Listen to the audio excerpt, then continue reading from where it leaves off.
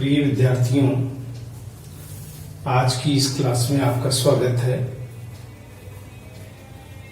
हमारे कवि रसखान की हमने पिछली कक्षा में 1 से लेकर 4 पद्यांश तक हमने कवि रसखान की सुजान रसखान काव्य के संदर्भ में पद्यांश पढ़े। अब हमारे लिए जो हमारे 5वां, 6ठा, 7वां, 8वां 4 पद्यांश शेष रह गए थे, उनका हम अब अध्ययन करेंगे और साथ ही साथ ये बताएंगे कि आपको व्याख्या में किसी प्रकार की कोई समस्या न हो, इसके लिए आप अपनी पाठ्य पुस्तक का सहारा ले सकते हैं। कवि रसखान का पद्यांश हमने पढ़ा कि कवि रसखान को कृष्ण भक्ति के प्रति अत्यधिक अनुराग था। इसी अनुराग के कारण उन्होंने अपने जीवन का ध्येय केवल कृष्ण भक्ति को ही बनाया। उनके संपूर्ण काव्य में कृष्ण की जितनी भी नवधा भक्ति है, समस्त प्रकार की भक्ति का जो स्वरूप है, वो हम रसखान की इस भक्ति काव्य में देख सकते हैं। यह हमारा सुजान रसखान काव्य के संदर्भ से है, जिसमें कवि रसखान ने अपने जो अंतिम पद हैं, जो हमारी पाठ्य पुस्तक में संकलित है, उन पदों का हम अध्ययन करेंगे। इसमें कृष्ण के प्रति जो विशेष अनुराग है, जो गोपियों का कृष्ण के प्रति विशेष अनुराग है, उन सभी भावों की अभिव्यक्ति इन पद्यांशों में हम देख सकते हैं, परख सकते हैं कि कृष्ण परम परमेश्वर है, परमात्मा है, जिन्हें बड़े बड़े देवी देवता, तपस्वी, यज्ञी और बड़े बड़े साधक जिनका गुणगान करते हैं, स्वयं ब्रह्मा जी जिनका गुणगान करते हैं, सृष्टि रचिता जिनका गुणगान करते हैं, त्रिलोकदर्शी अर्थात भगवान शिव जिनका गुणगान करते हैं, अर्थात वो परम परमेश्वर कृष्ण है। और कृष्ण के प्रति अपना जो अनुराग है, जो भक्ति है, जो श्रद्धा है, वो कवि रसखान ने इन पद्यांशों के माध्यम से व्यक्त किया है कि वो अविनाशी है, वो अदृश्य ही है, वो अरूप है, फिर भी अपन सगुण भक्ति के माध्यम से कृष्ण के सगुण स्वरूप का ही वर्णन कवि रसखान ने इन पद्यांशों में किया है। जो जितने भी पद्यांश है, उन सभी पद्यांशों में कृष्ण की सगुण भक्ति का ही जो रूप है वो दिखाई देता है। कहीं कहीं वात्सल्य रूप भी हम देख सकते हैं, कहीं कहीं भक्ति में प्रेम, श्रृंगार आदि के भाव को भी हम स्पष्ट रूप से देख सकते हैं। तो इस प्रकार कहीं कहीं विरह की अनुभूति भी काव्य में देखने को मिलती है। सबको विदित है कि कृष्ण और गोपियों का संबंध बहुत पुराना संबंध है। कृष्ण ने गोपियों के साथ में रहकर अनेक प्रकार की लीलाएं की थी, अनेक प्रकार का अपनी लीलाएं करके उनके साथ में अपना समय व्यतीत किया था। उन्होंने रास लीलाएं की थी अनेक प्रकार की। तो कृष्ण तो चले गए, लेकिन उनकी स्मृति, उनकी याद, उनकी जो किए गए क्रियाकलाप है, वो हमारी मनुस्मृति में आज भी जो के त्यों उभर कर आ जाते हैं सामने। तो इस प्रकार कवि रसखान ने उन दृश्यों को, उन चीजों को याद करके हमारे सामने इन पद्यांशों में अपने मनोभाव को अभिव्यक्त किया है। क्या कहते हैं कवि रसखान? हमारा जो पहला, जो हमारा 5वां जो पद्यांश है कवि रसखान का, तो देखिए, आपको मैं सबसे पहले प्रसंग बता देता हूं, तो आप जरूर ध्यान रखिए। प्रसंग अनिवार्य है। प्रसंग के बाद में विशेष संदर्भ में तो आपको मैंने पहले भी बताया था कि सबसे पहले हमारी पाठ्य पुस्तक का नाम, फिर रचना का नाम, फिर रचनाकार का नाम, ये सब तीनों चीजें हमारे इसमें शामिल होगी। किसमें? सबसे पहले आप लिख सकते हो, तो वो है पाठ्य पुस्तक का नाम। तो हम लिख सकते हैं प्रस्तुत पद्यांश हमारी पाठ्य पुस्तक आदिकाल एवं भक्ति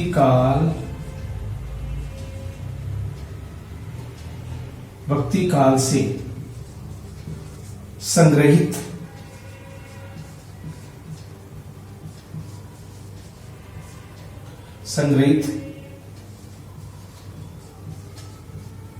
रसखान की रचना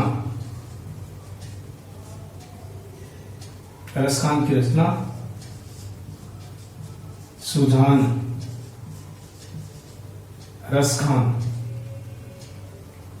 रसखान के दिव्य पृष्ठों से अवतरित है। ये आप लिख सकते हो, ये संदर्भ है जो किसी भी पाठ्य पुस्तक, इसमें पाठ्य पुस्तक का नाम, रचनाकार का नाम, रचना का नाम लिख सकते हो। तो ये संदर्भ है, ये संदर्भ आप अवश्य लिखें। इसके अलावा जो प्रसंग होगा, जो हम प्रसंग लिखेंगे, अब मैं आपको प्रसंग की चर्चा करूंगा कि प्रसंग में हम क्या लिख सकते हैं। तो ये हमारा प्रसंग है। देखिए क्या कहते हैं इस प्रसंग में। ये बताया गया है कि कृष्ण की महिमा अनंत है। वो देवी देवता जो विश्व विख्यात है, चाहे वो ब्रह्मा जी हो, विष्णु हो, शेषनाग हो, भगवान शिव हो, जितने भी बड़े बड़े देवी देवता है, या मां शारदे हो, सरस्वती हो, जितने भी देवी देवता हैं, सभी कृष्ण की भक्ति की आराधना अपने सच्चे मन से करते हैं। उनका नाम स्मरण करते हैं। वो नाम अनंत है, अरूप है। जिनकी देवी देवता स्तुति करते हैं तो वो नाम तो निश्चित रूप से श्रद्धा योग्य, भक्ति और पूजनीय योग्य है। तो इसी भाव को आप प्रसंग में लिख सकते हो कि कृष्ण की भक्ति है, वो भक्ति के अनेक रूप हैं, जिन्हें बड़े बड़े देवी देवता, ऋषि मुनि, साधना करने वाले साधु, जितने भी देवी देवता है, गणिका है, यानी ब्रह्मा है, शेष है, जितने भी देवी देवता है, सभी उनका गुणगान करते हैं। किंतु कृष्ण प्रेम के वशीभूत है। कहते हैं कि देवी देवता इनका पार नहीं पा सकते, इनका भगवान कृष्ण का। लेकिन दही दूध का व्यापार करने वाली गांव की ग्वालिन गोपियां थोड़ी सी छाछ के बल पर, छाछ और दूध के बल पर भगवान कृष्ण को अनेक प्रकार के नाच नचवाती है, अपनी मनोकामनाएं पूर्ण करवाती है। जो वो कहती है वैसे ही वो नाच नचते हैं। अर्थात कृष्ण प्रेम के वशीभूत है, प्रेम के अधीन है। तो देखिए छोटी सी छाछ की छछिया, यानी छाछ भरी उस मटकी के ऊपर किस तरह से जो गोपी है कृष्ण को नाच नचवाती है। इसी का उल्लेख इस प्रसंग में हम लिख सकते हैं। ये प्रसंग था। अब मैं व्याख्या का विस्तार से वर्णन करूंगा, ध्यान से देखिएगा, सुनिएगा। गावे गुनी गणिका गंधर्व ओ सारद शेष सबे गुण गावत। कवि रसखान कहते हैं कि भगवान कृष्ण की महिमा अनंत है, जिसे गाते रहते हैं गुणी, यानी ज्ञानी, गुणवान, श्रेष्ठ बुद्धि वाले व्यक्ति, गुणवान व्यक्ति। गणिका, गणिका का मतलब होता है अप्सरा या वेश्या, सुंदर अप्सरा और वेश्याएं। गंधर्व, गंधर्व ओ यानी और, शारद यानी मां सरस्वती, शारद यानी शारदा या मां सरस्वती, शेष यानी शेषनाग, सभी यानी सभी, गुण गावत कृष्ण का गुणगान गाते रहते हैं, उनकी भक्ति, उनकी स्तुति गाते रहते हैं। कृष्ण की महिमा अनंत है,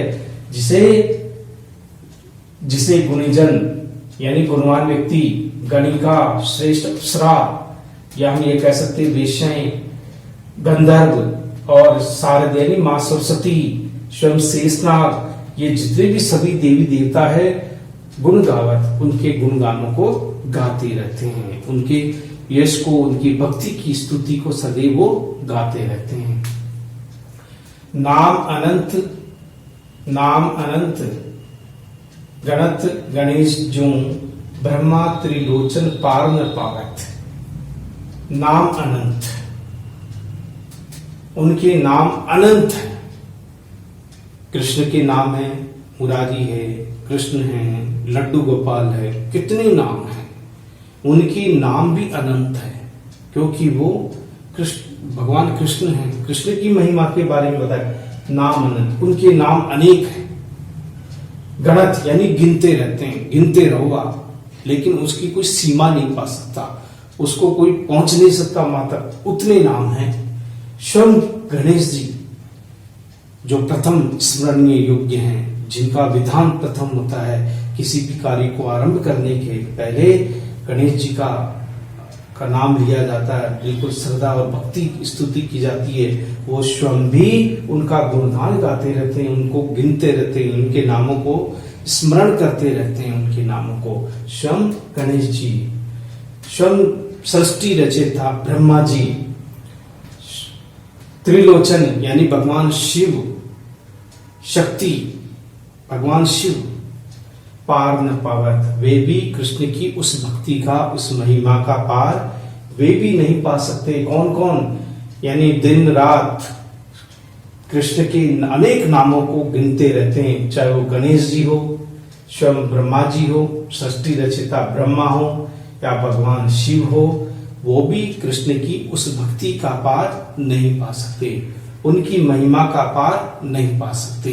जबकि ये स्वयं भी श्रेष्ठ देवी देवता है, लेकिन ये देवी देवता भी कृष्ण के सदैव नामों को गिनते रहते हैं, गाते रहते हैं, उनके नामों को स्मरण करते रहते हैं। किंतु चाहे ब्रह्मा जी हो, गणेश जी हो या शिव जी हो, वे भी कृष्ण की माया का, उसकी भक्ति का पार नहीं पा सकते।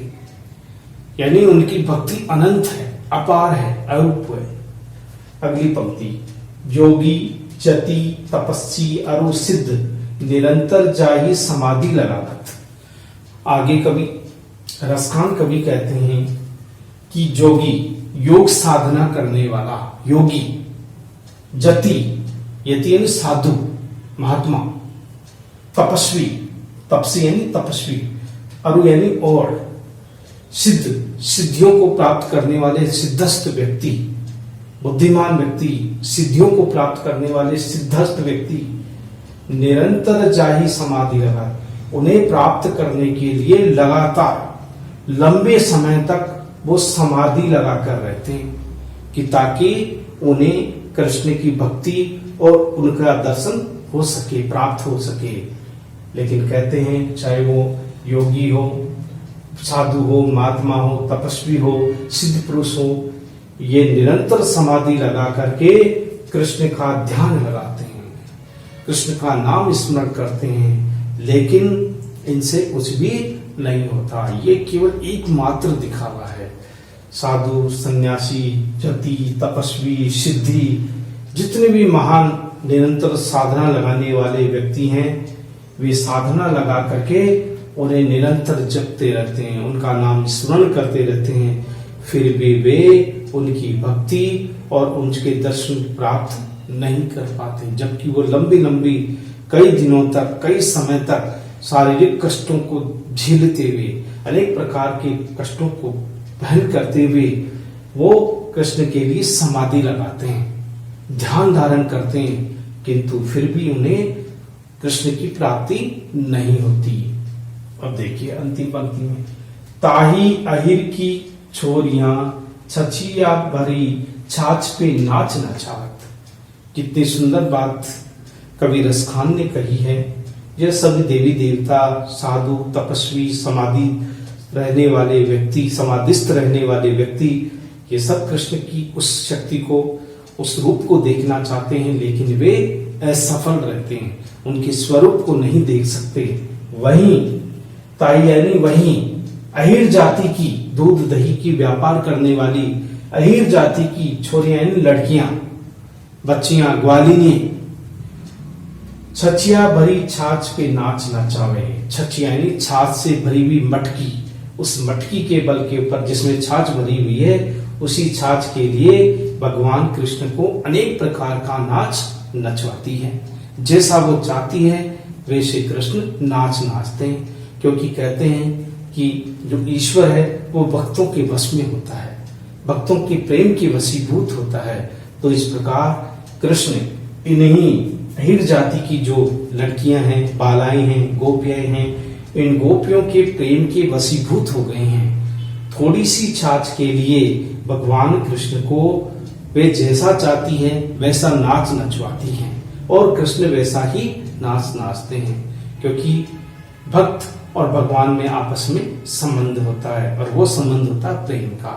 तो यहाँ गोपियां अपने प्रेम भरी दृष्टि से और प्रेम के कारण ही कृष्ण को अनेक प्रकार का नाच नचवाती है, अपनी छाछ के बल के, दूध दही और छाछ के बल पर। तो इस प्रकार इस पद्यांश में यही बताया गया है कि ईश्वर प्रेम के वशीभूत है, भक्ति के वशीभूत है, भक्तों के वशीभूत है।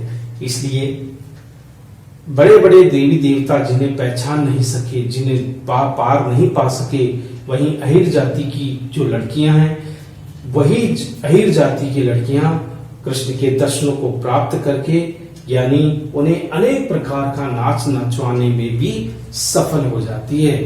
जहां बड़े बड़े तपस्वी तपस्या करके, समाधि लगा करके उस परम परमेश्वर को प्राप्त करना चाहते हैं, किंतु वो भी प्राप्त नहीं कर पाते।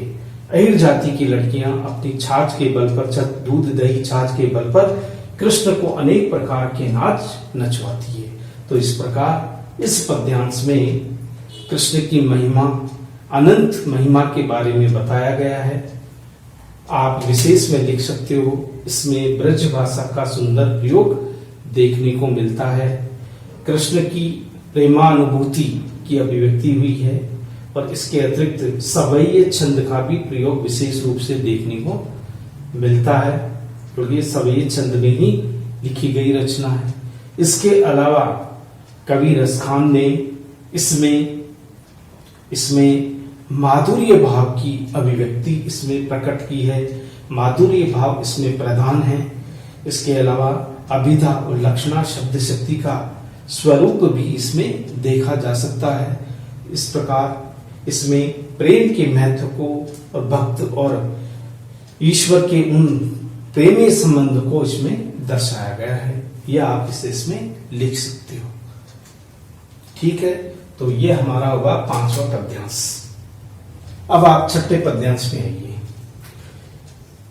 छठे पद्यांश में देखिए, खेलत फाग सुहाग भरी अनुराग लालन को धरी के। देखिए, इसमें बताया गया है कि होली का त्योहार है, रंगों का त्योहार है, प्रेम का त्योहार है, सौहार्द का त्योहार है, और सबसे अधिक प्रिय कृष्ण को होली का त्योहार ही लगता था, जिसमें वो अपनी गोपियों के साथ में, राधा के साथ में अनेक प्रकार की लीलाएं किया करती थी।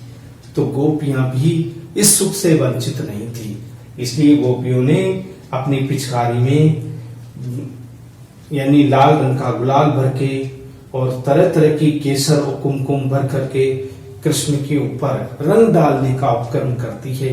रंग डाल करके पिचकारियों में रंग भर करके उन्हें अपने प्रेम रंग में पूरी तरह से रंग देती है।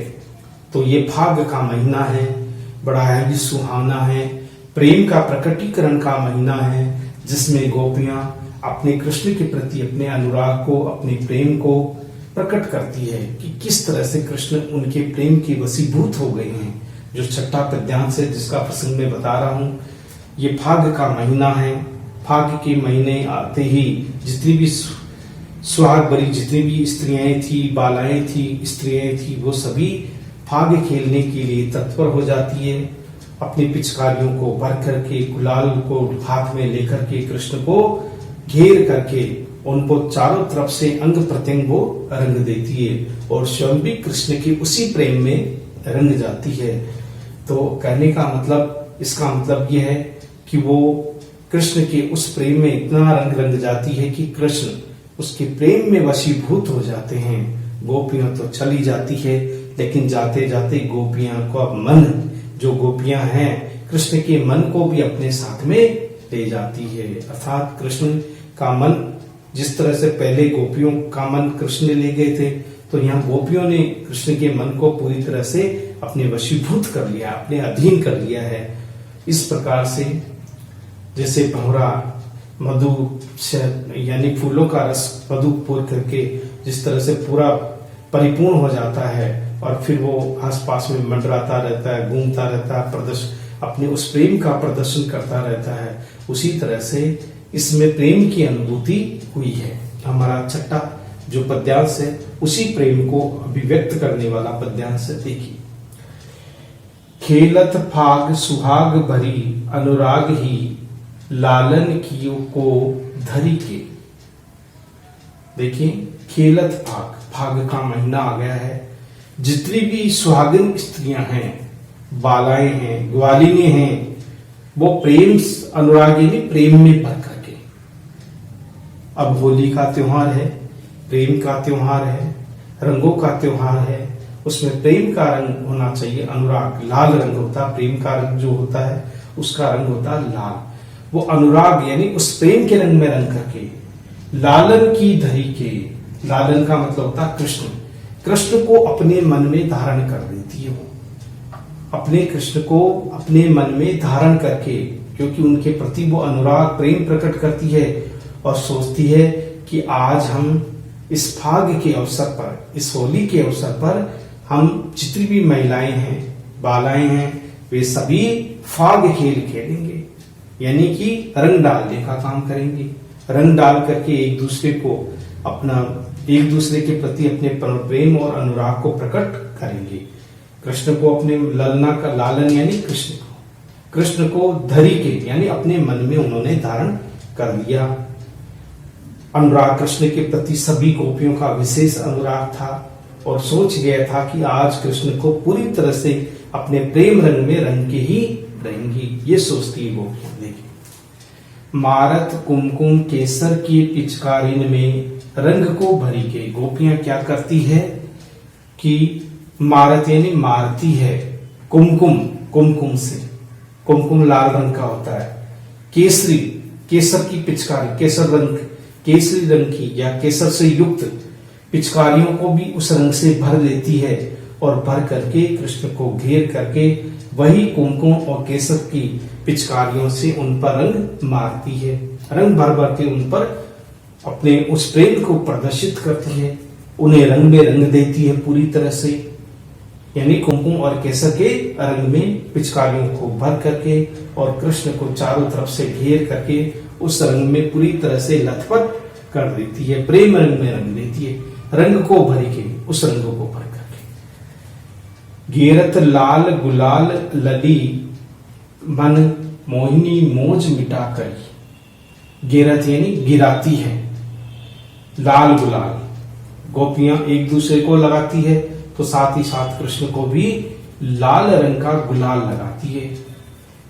लली मन मोहिनी, यानी लली का मतलब यहां पर है कृष्ण के लिए। कृष्ण जो मनमोहिनी है, मन को मोहित करने वाले हैं, उन मन, लली यानी कृष्ण के लिए आया है यहाँ। तो वो क्या करती है कि मन को मोहित करने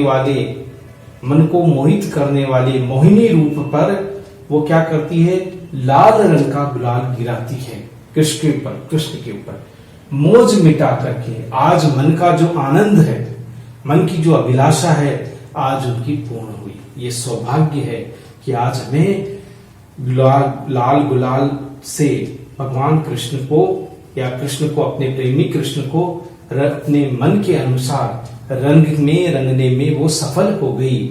आज उनकी मुराद पूरी हुई है, मौज मिटा के, अर्थात आज आनंद से परिपूर्ण हो गई हो। आज जो अति आनंद है, अति सौभाग्य है, वो आज उन्हें प्राप्त हो गया है। यानी कि अब कोई भी दुख और पीड़ा नहीं है, उन्हें बहुत खुशी है। अब देखिए, जात चली रस खानी अली मद मस्त मनो मन को हरी की।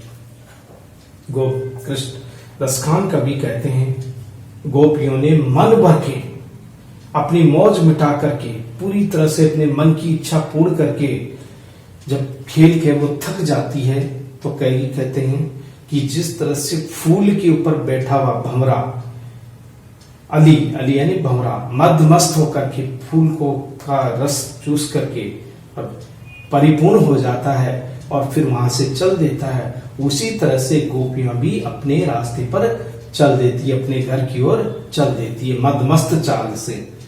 मनो मन हरि के, ऐसा लगता है कि मानो कृष्ण के मन को भी उन्होंने हर लिया हो, हरण कर लिया हो और अपने उसके मन को अपने साथ में लेके जाते जाते।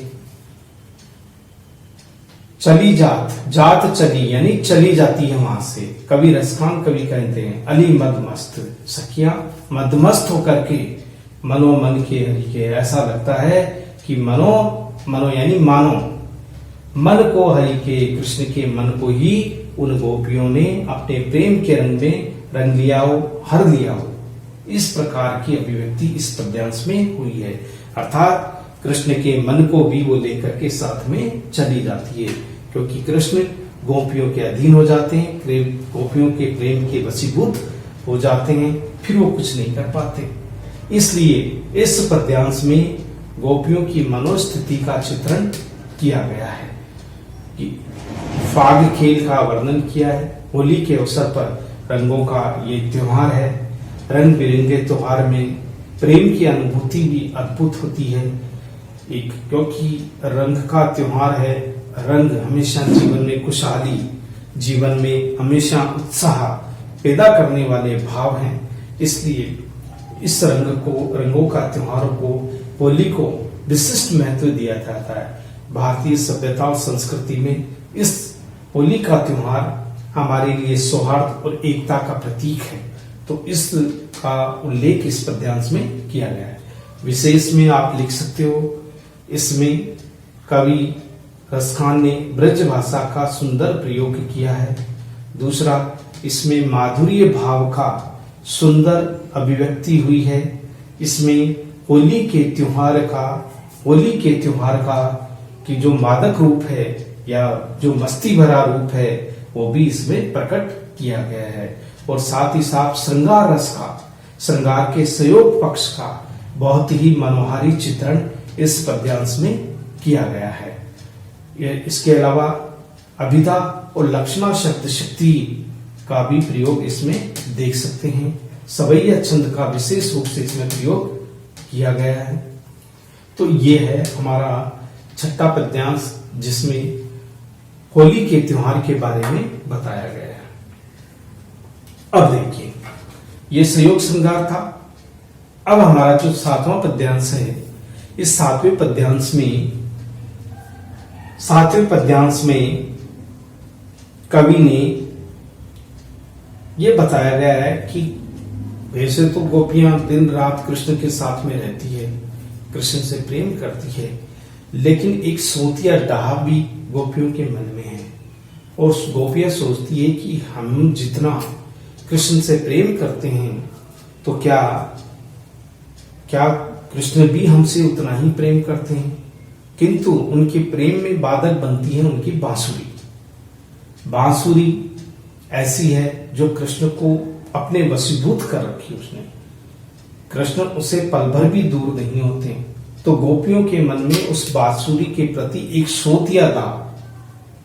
सोतिन का जो ताप है वो प्रकट होने लगता। तो उसी विरह वेदना को इस पद्यांशों में प्रकट किया गया है कि भाई अब हमें कौन चाहता है।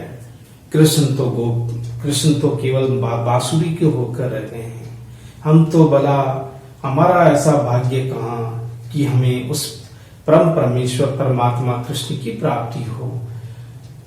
वह मन को मोहित करने वाला कृष्ण अब हमारा नहीं रहा, वह तो पराया हो गया, बांसुरी का हो गया।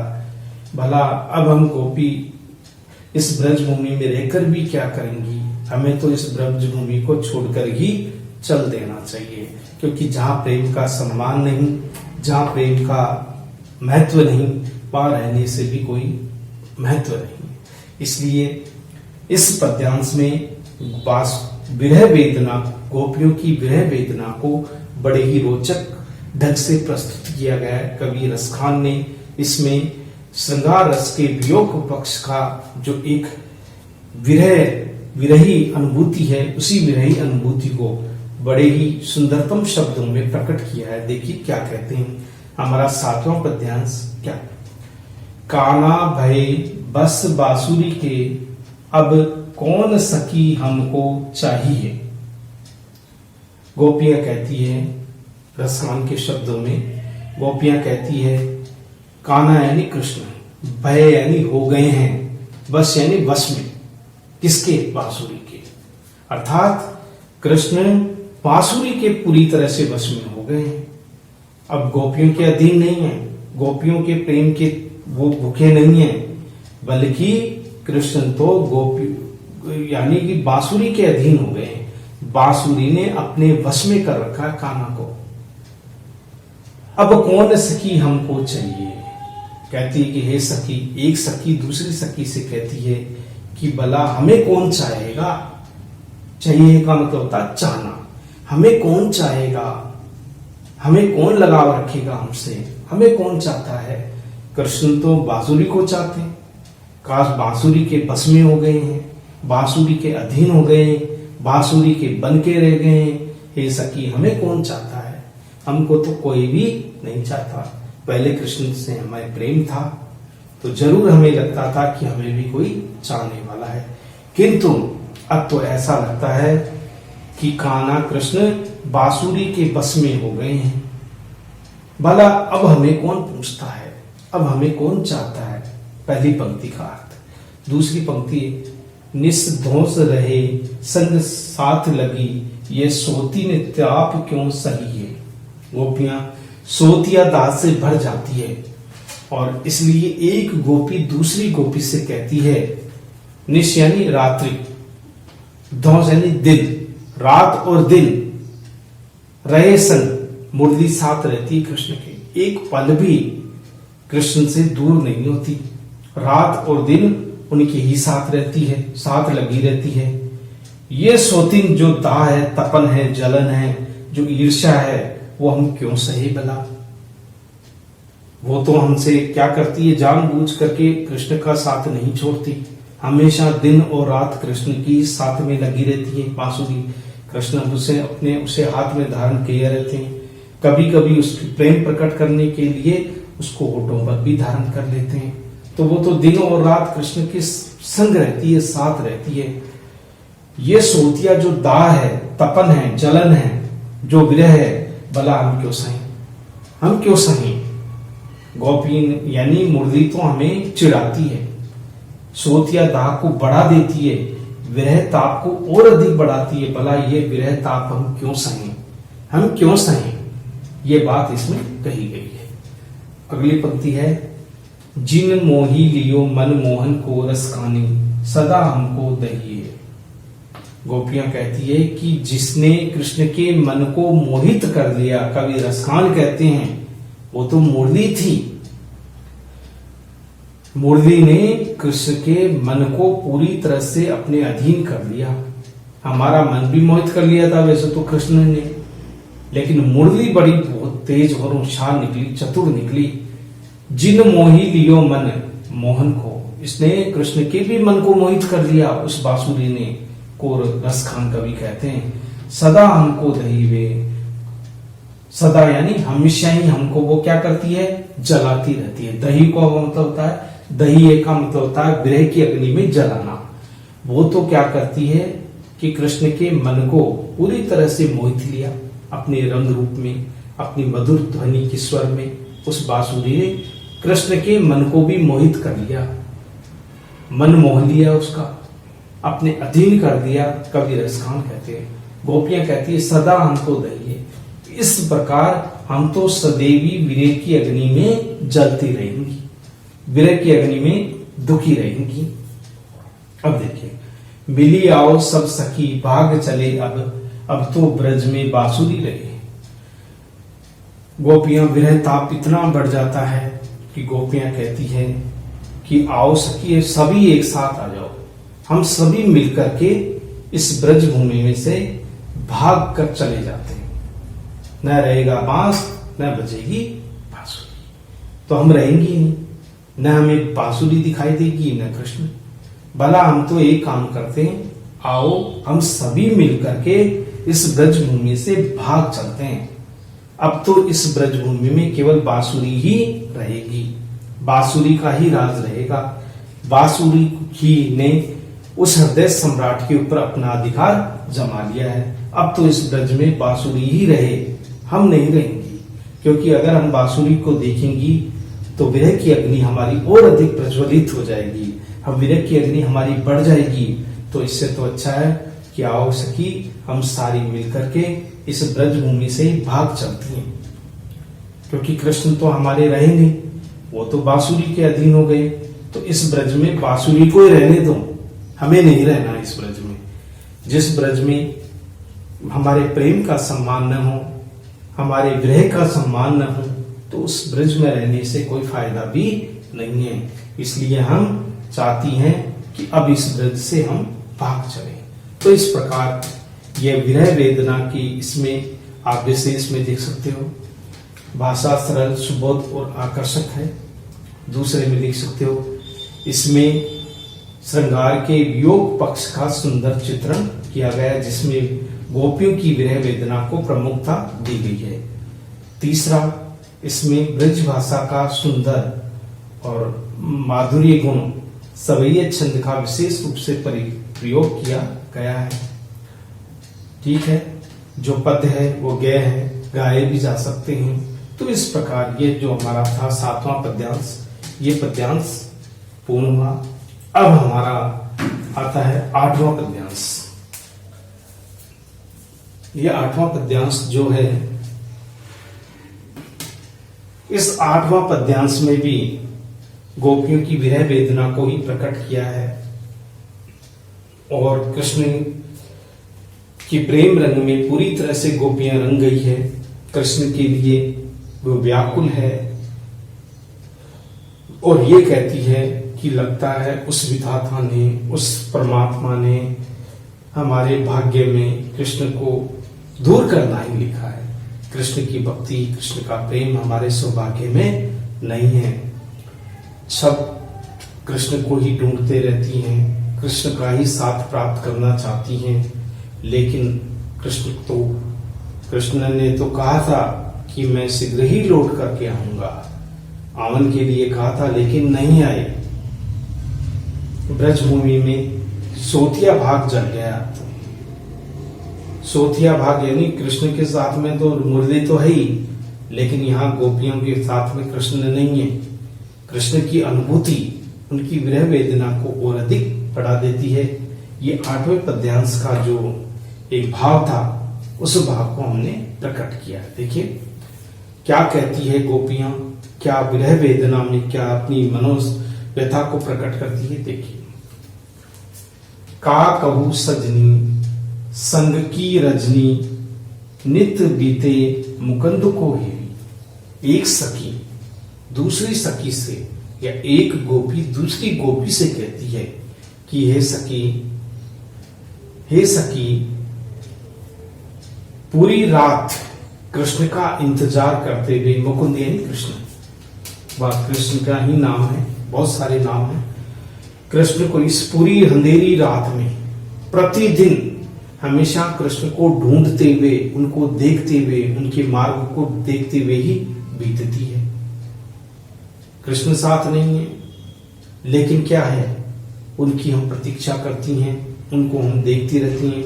अंधेरी रात में भी हम क्या करती हैं, पूरी रात कृष्ण को हेरी यानी ढूंढती रहती हैं कृष्ण को, कहीं हमारे कृष्ण का हमें दर्शन हो जाए। कृष्ण हमसे दूर हो गए हैं, अब मन नहीं लगता, हमारा मन पूरी तरह से बेचैन हो गया है। तो हम सखियां साथ में रह करके, एक साथ रह करके पूरी रात, प्रतिदिन हमारी जो रात बीतती है वो कृष्ण को ढूंढने में ही बीत जाती है। ढूंढते ढूंढते सवेरा हो जाता है, लेकिन कृष्ण को कहीं दिखाई नहीं देते। अगली पंक्ति, आवन रोज कहे मन भावन, आवन की कब न फेरी है। करीब फेरो। देखिए, कृष्ण ने कहा था, आवन रोज कहे कि मैं तुम्हारे पास में रोज आऊंगा, प्रतिदिन आऊंगा। मन भावन, मन को भाने वाले कृष्ण ने हमें आने के लिए कहा था और कहा कि एक दिन नहीं, मैं प्रतिदिन तुमसे मिलने आऊंगा।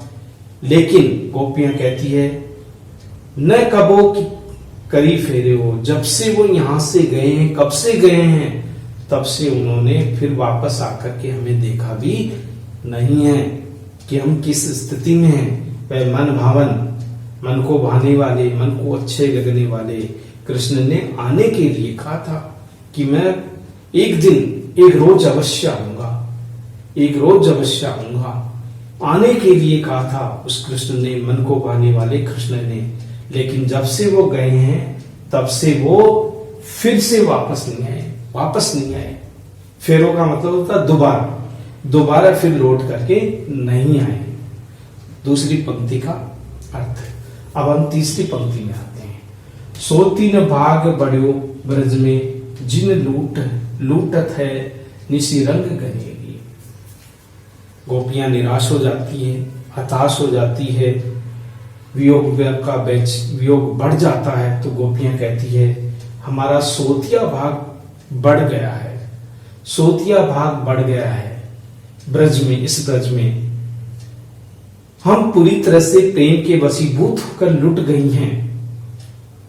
निशी घर रंग घनेरी, निशी यानी रात्रि भी अंधेरा से परिपूर्ण है, निराशा बढ़ रही है, भयंकर निराशावादी हो गई हैं हम। निराशा का अंधकार हमें पूरी तरह से घेर दिया है। हम तो पूरी तरह से लुट चुकी हैं। क्यों? क्योंकि हमें अपनी सुध नहीं, हम तो प्रेम के वशीभूत हो गई हैं। प्रेम के कारण उस प्रेम में पूरी तरह से लुट चुकी है। अब तो जैसे अंधेरी रात हो जाती है, जहां मार्ग नहीं सूझता, रास्ता नहीं दिखाई देता, तो हम भी दिग्भ्रमित हो गई हैं। हमारा सोतिया भाग, हम मानते हैं कि हमारा ये एक दुर्भाग्य है, हम सौभाग्यशालिनी नहीं है, बल्कि हमारा सोतिया भाग जाग गया है। अब देखिए क्या कहती है अंतिम पंक्तियों में। सो रसानी लिखो विधना, मन मार के आपू बनिए अहेरी यानी शिकारी। गोपियां कहती हैं कि क्या कहें हम, रसखान कवि कहते हैं, तो रसखान कवि कहते हैं, गोपियां कहती हैं ऐसा लगता है कि उस विधना ने, विधना का मतलब होता है ब्रह्मा जी ने, जो भाग्य के रचयिता है, जो हमारे भाग्य को बनाने वाले हैं, उस ब्रह्मा जी ने ही हमारे भाग्य में ऐसा लिख दिया है। हम अपने ही मन को मार करके और खुद ही शिकारी बन गई हैं। अपने ही मन को हम शिकार कर रहे हैं, अपने ही मन को हम मार रहे हैं, तो क्या हो गए? तो हम तो शिकारी बन गई हैं, जो अपने ही मन को मार रही हैं, अपने आप को मार रही हैं, विरह की अग्नि में जल रही हैं, विरह की तड़पन में जूझ रही हैं। तो क्या हो गया? जिस तरह से अहेरी का मतलब होता है शिकारी, तो हमारा मन का शिकार हमने खुद नहीं कर लिया, हमने अपने मन को मार लिया। जैसे शिकारी किसी जानवर को मारता है, उसकी हत्या करता है, उसी तरह से हमने अपनी पूरी तरह से अपने मन को मार दिया है, उसका शिकार कर दिया है हमने। क्यों? क्योंकि विधाता ने हमारे भाग्य में ऐसा ही लिखा है। कृष्ण का सहयोग, कृष्ण का साथ है ही नहीं। कृष्ण तो हमसे दूर हो गए हैं, कृष्ण तो हमसे दूर चले गए हैं।